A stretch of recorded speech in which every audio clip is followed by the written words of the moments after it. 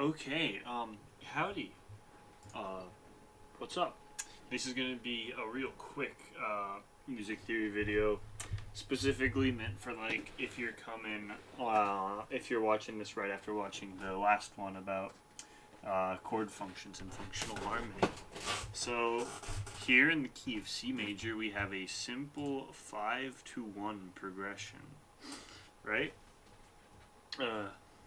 And I'm just voice leading it a little differently, where I have GBD and then I just move to the closest chord tone in a C major chord.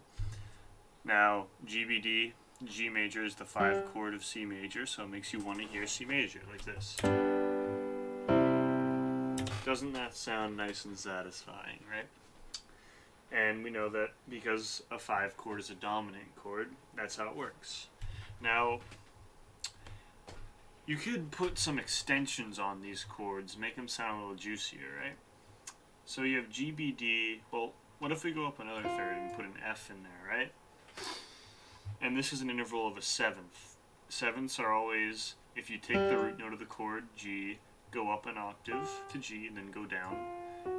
And this is a minor seventh, and this would be a major seventh, right?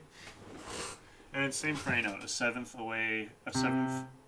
C's seventh is B or B flat, because it's the note directly below it, just up an octave.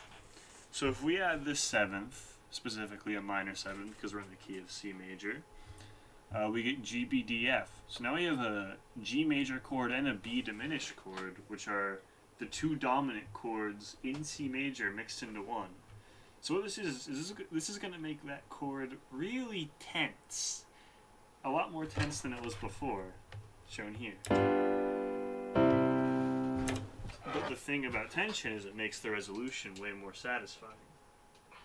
This is called a dominant seventh chord, and it's because it's a major chord with a minor seventh.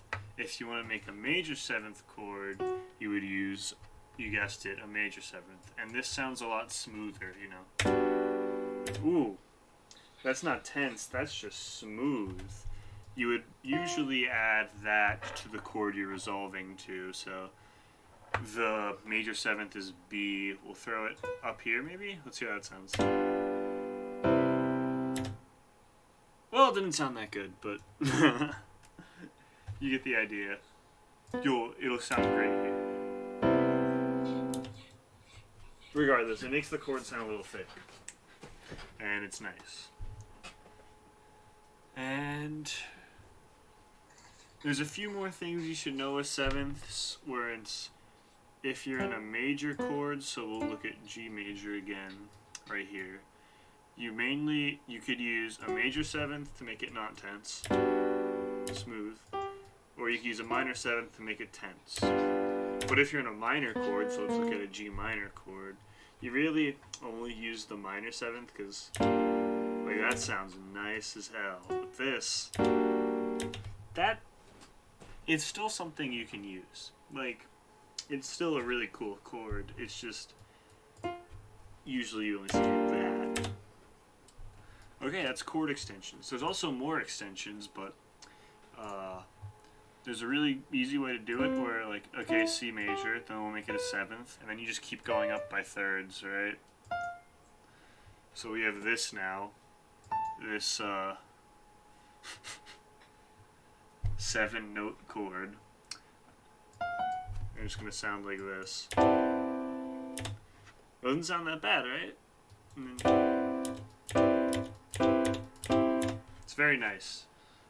So how it goes is 7th, 9th, 11th, 13th.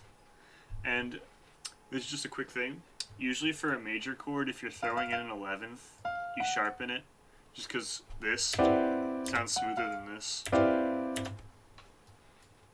And yeah, that's chord extensions. These aren't the only chord extensions you can use. Like, you can put any note you want with chords. Make your own chords, go for it, experiment, have fun. That's what this is all about. Okay. But these are some really good extensions to just know. And they always sound really pretty. Anyway, See you later.